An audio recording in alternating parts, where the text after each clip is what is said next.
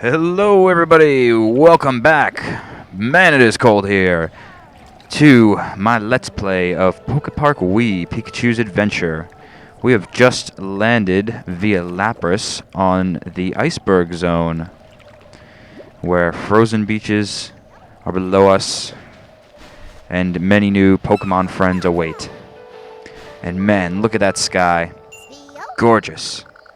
Got some Northern Lights kind of aurora in the background.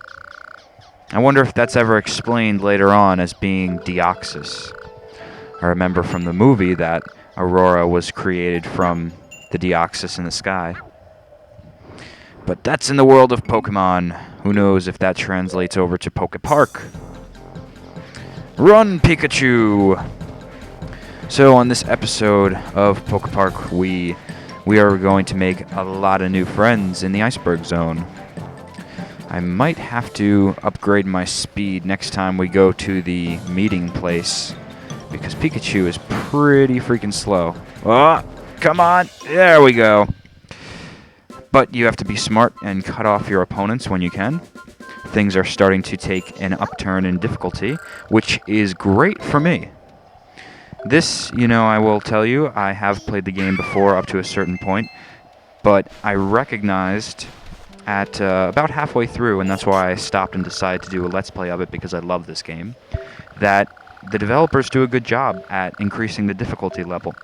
Even though it seems maybe like a game for kids, and too colorful and amusing for adults or mature players, still, there's a lot of fun to be had.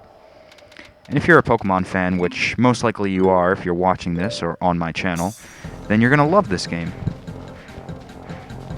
But come on, Pikachu. You gotta outrun this Krabby. I was going to say you gotta unrun. Unrun would be sitting and standing still, letting him scurry away. Man, I didn't know Krabby were so agile on the snow.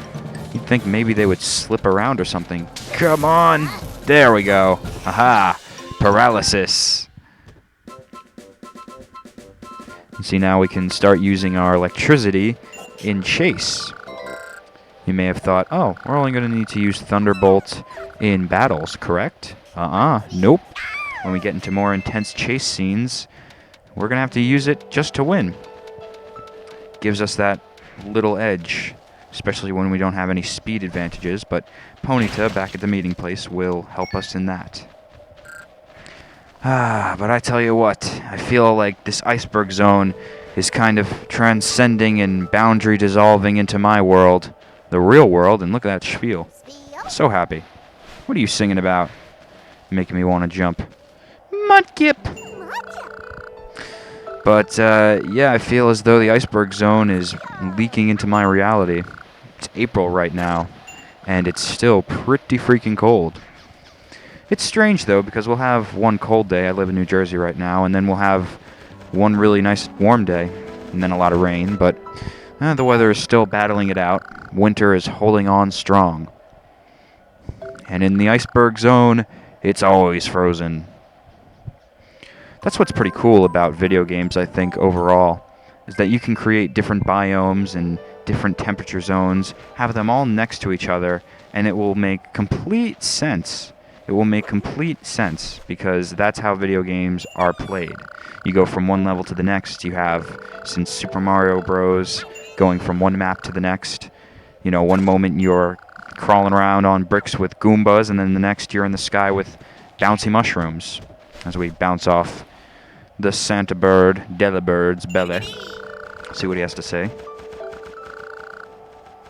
Oh, see, now it's not just friends that we get to keep, but look at that. We get presents for making friends. Making friends is great in this game just to have more people on your side for the attractions and just to play some cool mini-games with them. But now we get presents in this zone. So I guess we just have to... There we go. Glittery balls! And now new friends arrive. Awesome. Squirtle. I guess he's not from the firefighter brigade, Squirtle. Brigade. Because if so, he'd be in the lava zone.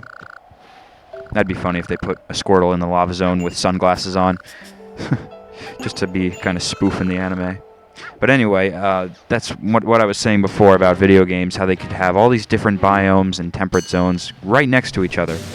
And that's a great thing. It's video game logic. It doesn't really have to make sense, but you can enjoy all these different places with different environments. And look at that. Boom. 2 shots, you're done. So dodge, dodge. Thunderbolt. Well, you have all these different areas of exploration next to each other. It's just something that we as humans don't normally see. But let's go make some more friends. I know that some people don't like it when I get too philosophical in my videos, so let's keep it to auxiliary level. And I'm actually surprised to see auxiliary here. I mean, okay, maybe Krabby is just taking a cool vacation from the beach zone, but really? Auxiliary like to be frozen in the iceberg zone? They also like to battle. Ooh, Octa-Ooze. Octa-Bazooka. I wonder if we battle this guy again, if he'll use Iron Head or something. Because that's also something Auxiliary are known for. Bam! That was Iron Tail, by the way. Done by shaking the Wii Remote. But they're also known for their sturdy head.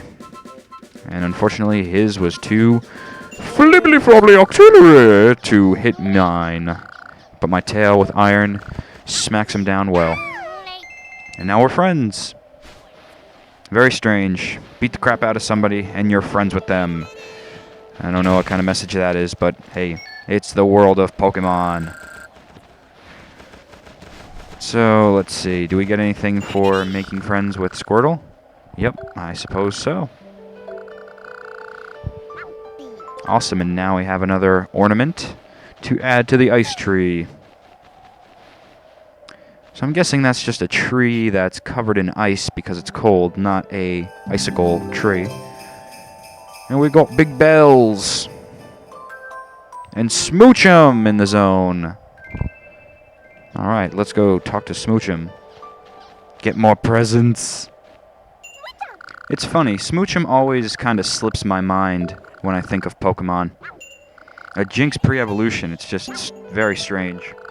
Even though it is in my favorite generation, the second. I love Johto. So let's see if this thing has some charming moves. Nope, not charming at all. Just a ramming sumbitch. I guess she doesn't have the grace and style of Jinx. Boom! Now you're done. I wonder what the Jinx color is in this game. Who knows? And if you're wondering why I'm saying what the color of Jinx is, there was some kind of political correct bullshit, I suppose, back in the day, back in the anime days, when Nintendo, or not Nintendo, but the Pokemon Company was giving kids seizures with their shows. Back in those days, oh, we got pretty bows. There was some issue with the Jinx being, I don't know, pawned off as stereotypic black people. I don't know. It's something I don't quite understand. I don't understand how the Jinx was supposed to represent it, but I don't know. Sometimes I hear different stories, like they're some kind of phenomenon in Japan, but either way, they had to change the color. So I do wonder what the color is in this game, whether it will be black or purple. Or blue, because all the Pokemon should be frozen in this freezing zone. If I was Pikachu right now, I would want a little gloves, scarf, mittens, and coat to run around in. Unfortunately, they don't give you that kind of power armor. Such nonsense. Yes, enough battle. Enough nonsense from you and enough battle. You're already our friend, so we don't need to fight you again. But Piloswine has something to say to us. Not from around here, are you? No, couldn't you tell? I'm freezing! Okay, so these icy Pokemon cannot help their own brethren. They're expecting a little electric mouse, such as myself, to come along and be the hero of the story. So, you know what? Let's go oblige their wishes The ice tree is really pretty. And we will get to Mamoswine, but still we're making friends. So there's no rush. Alright, let's see how fast a Sneasel is. Oh yeah, thanks for getting such a head start. You're already a bolt of lightning, I'm sure. Oh, hit the wrong Sneasel. Oh, I love that run animation. That's nice, he waits for us. That's really cool. Very reminiscent of the speed form Deoxys. Whoa, watch out, you scurrying crabbies, you. Don't need to run into you. No, come back here! Alright, maybe we can cut him off. We'll get him. Come on. Come on, Pikachu. No! Tree! Oh! Stop! What are you doing? Why did you run backwards, you fool? Haha, you could have had yourself a free getaway if you just didn't look back. That was strange. It was like he wanted us to win, but still. Awesome character model. Look at that, guys. Sneasel 3D. I've said it before, but I'll say it again because I really love this about this game. Are the Pokemon animations and the character models. It really makes the Pokemon feel a lot more real. You know, in Pokemon Battle Revolution... Oh, Teddiursa. Do you see him? Mamoswine's over there. Okay, so that's where we have to go to save Mamoswine. Okay, Frostlass could freeze the lake, so we can help. Alright, and I'm guessing this chain of events will lead to Frostlass, so we'll do that. But, anywho, we're almost out of time, so let me make my point quick. In Pokemon Battle Revolution, the Pokemon felt, to a degree, more real, because you were seeing them in 3 dimensions. Pokemon you've never seen before, mainly the 4th generation. But they had repeat animations, and really you couldn't do much with them besides battle. But in this game, the Pokemon are all out in their environment. They're very fluid in their movements. The mini-games are fun. This is a great game. Yep, if you are in a drought right now, as we all are with our Wii, in new content to get, you might want to pick this game up. It's really fun, and if you don't want to invest a full $50, then you can probably rent it by now or even pick it up used. But this is a really fun game. And even if you don't like Pokemon, it's an interesting time.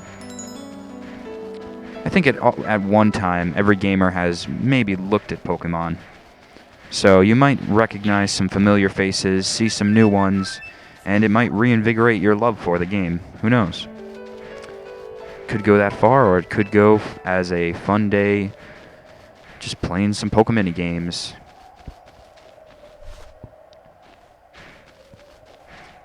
There's that beautiful tree. That looks great.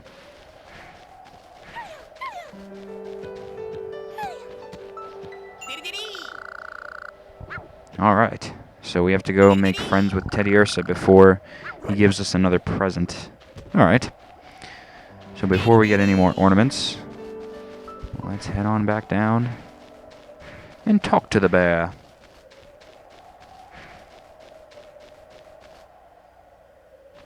Sorry about that. My controller was getting stuck. Well, this place looks wonderful. And as I must say before, I do have a time limit of 15 minutes.